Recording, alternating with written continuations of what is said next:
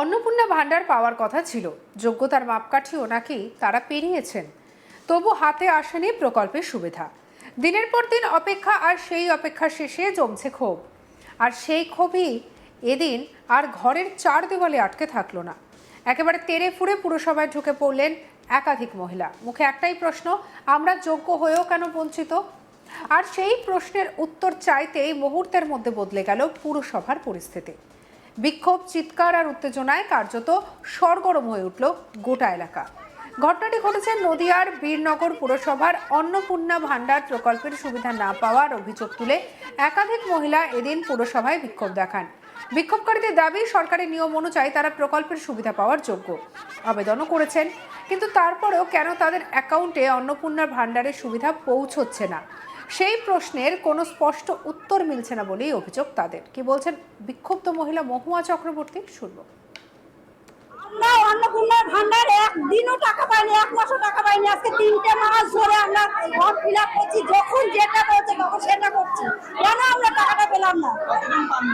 আমরা বহুত লোক পাইনি, যা দোতলা তিনতলা বাড়ি আছে তারা টাকা পাচ্ছে, আর আমরা গরিব মানুষ, সরকারের ঘর, সেখানে আমরা দিচ্ছি 2-3টে রুম, সেখানে 3টের বেশি দেখাচ্ছে। কেন আমরা ঘর পাচ্ছি? আজকে বহুত দিনটা অগুন্তি। আমাদের দাবি হলো আমাদের টাকা অতি শীঘ্র আমাদের টাকা দিন, কারণ আমরা খুবই গরিব মানুষ, আমরা প্রাপ্য, আমাদের ভোট তো সব আছে, আমরা তাকে ভোট দিয়েছি এতদিন ধরে, এতদিন লক্ষ্মী ভান্ডার পেয়েছি, কেন আমরা পাবো না? আমরা সব কিছুতে যোগ্য।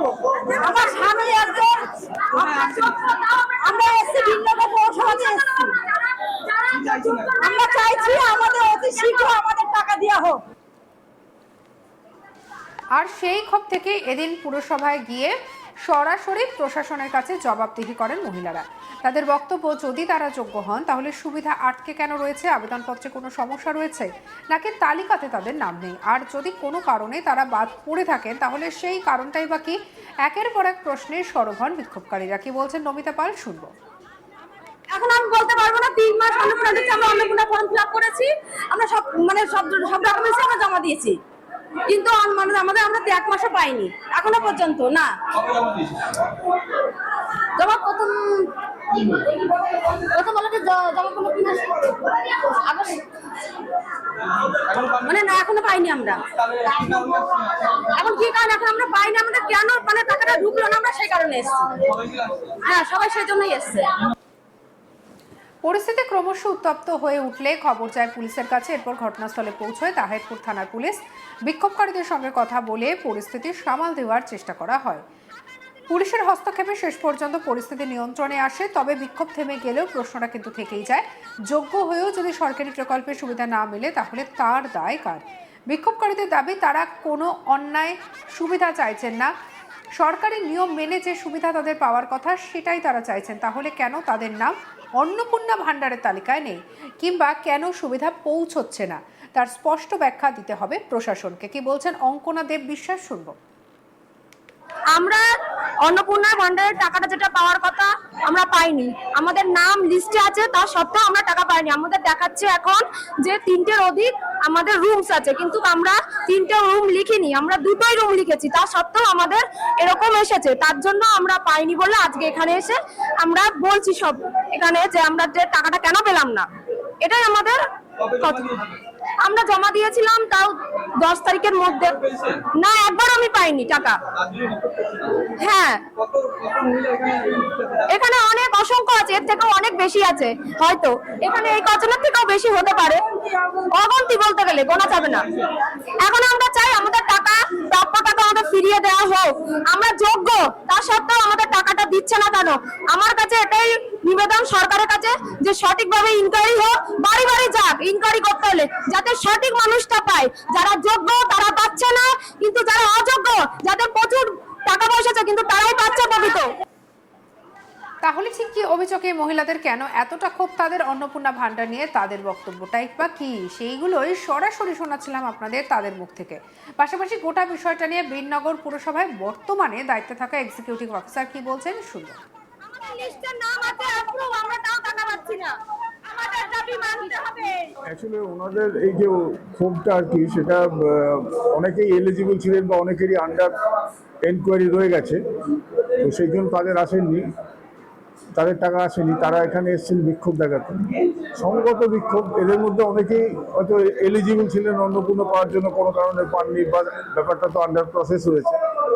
আমরা এই পুরো ব্যাপারটা নিয়ে এসডি অফিসকে জানাবো এবং আজকে যারা যারা এসেছিলেন তাদের মোটামুটি ডিটেলসটা আমরা নিয়ে নিয়েছি এবং এটা নিয়ে এর পরে আমরা জেলা বা মহকুমা স্তরে কথা বলবো, কারণ নিয়মিত এই ধরনের ব্যাপার থাকলে আমাদের তো উত্তর দেওয়ার কোনো জায়গা নেই। পৌরসভার এখানে যতটুকু ভূমিকা ছিল করেছে, কিন্তু এখানে কেউ টাকা না পেলে তাকে পাইয়ে দেওয়ার কোনো জায়গা পৌরসভার নেই।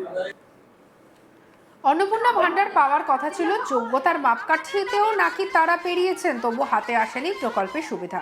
দিনের পর দিন অপেক্ষা, আর সেই অপেক্ষা শেষে জমেছে ক্ষোভ, আর সেই ক্ষোভই এদিন আর ঘরের চার দেওয়ালে আটকে থাকলো না। একেবারে তেড়ে ফুড়ে পুরসভায় ঢুকে পড়লেন একাধিক মহিলা। মুখে একটাই প্রশ্ন যে আমরা যোগ্য হয়েও কেন বঞ্চিত, আর সেই প্রশ্নের উত্তর চাইতেই মুহূর্তের মধ্যে বদলে গেল পুরসভার পরিস্থিতি।